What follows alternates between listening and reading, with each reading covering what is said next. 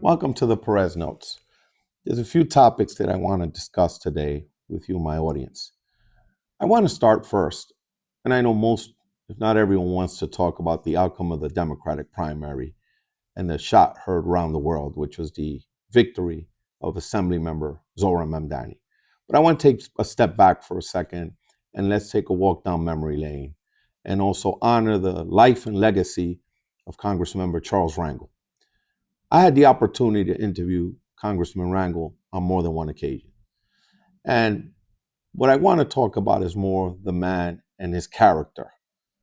I know he accomplished a whole great deal, served our country in the Korean War, was a distinguished member of Congress. But I want to talk about Congressman Rangel, the human being, who I had the opportunity to meet on several occasions. Congressman Rangel was always impeccably dressed, had that distinguished raspy voice, but he always carried himself like a true gentleman. I met Congressman Rangel around the time where he was defending his congressional seat against then State Senator Adriano Espaillat.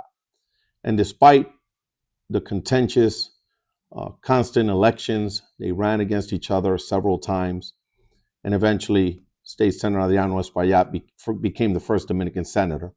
What I want to say is the way that Congressman treated me, meaning Rangel, respected me, respected my time. I remember at one occasion, he was running behind and he had the decency to call me to let me know that he was running a few minutes behind and he didn't want me to rush anywhere because he was going to be behind. And the fact that a sitting Congress member, one of the most senior members of Congress, took the time and had the decency to call me when he stood nothing to gain and just be a true gentleman always stood out in my mind. So rest in peace, Congressman Rangel.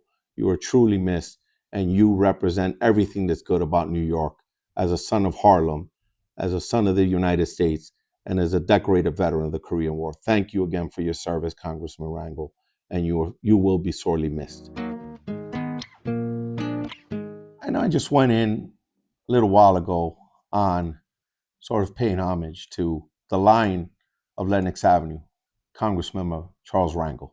There's another distinguished New Yorker that I want to talk about who also recently passed, Tom Robbins, who I met when he was writing for the Village Voice. Tom Robbins, I'll never forget him, his long silver hair, and he wore that fedora that the old muckrakers wore. The old legends of journalism in New York City, Jimmy Breslin, Pete Hamill, Jack Newfield, the people I looked up to and who I read religiously. Never forget reading some of Tom's articles accompanied by the other Village Voice titan, who I also want to mention, Wayne Barrett. One of the things I'll never forget was Tom Robbins' kindness. And he always picked up the phone when I called him and asked him for things and information. We had the opportunity to talk on more than one occasion, and Tom was always, again, a kind-hearted soul. We lost a true legend in the city of New York, and a reporter and a journalist from an era bygone, where people understood the soul and the fabric of New York City. And it wasn't just about the clickbait. It was about the substance. It was about the true investigative reporting that these guys championed.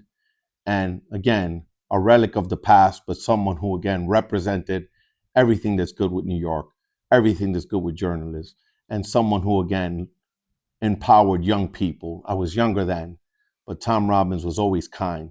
Last conversation Tom and I had, he was interested in having a sort of off-the-record conversation with public advocate Bill de Blasio, who I happened to work for at the time.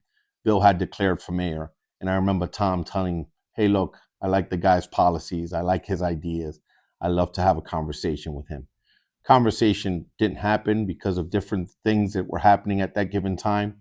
But again, that's the last conversation I had with Tom. So when I heard the news that he had passed on, it truly hurt because, again, New York City lost a legend and lost someone who loved the city and wanted to give people unfiltered information about what was happening in this great city.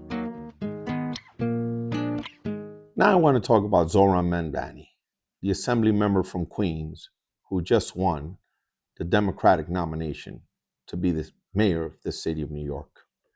I had the opportunity to have Zoran as a guest of my podcast.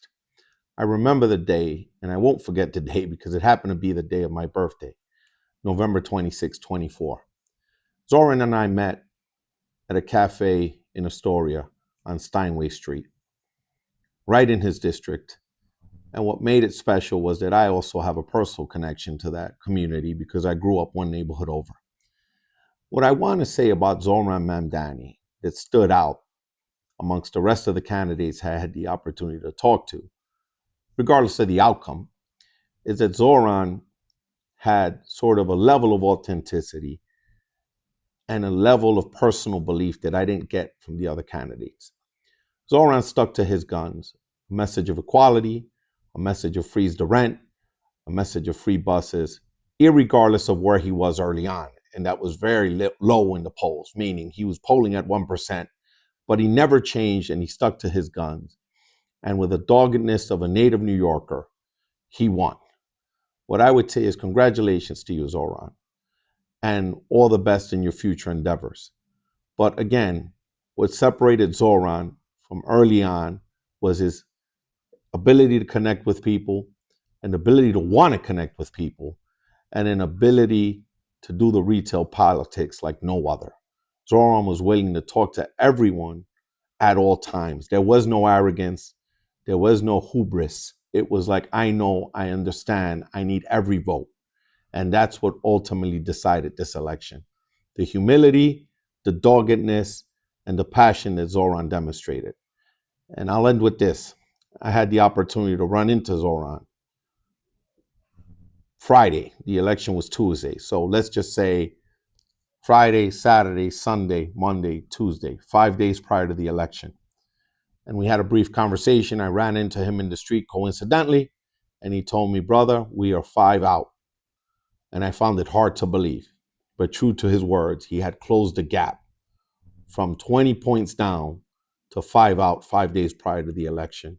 And it turned out even he was wrong because he won handsomely and he won on the day of, and they didn't need to continue to count the vote in the ranked choice system. So kudos to you, Zoran, and I wish you all the best. Goodbye.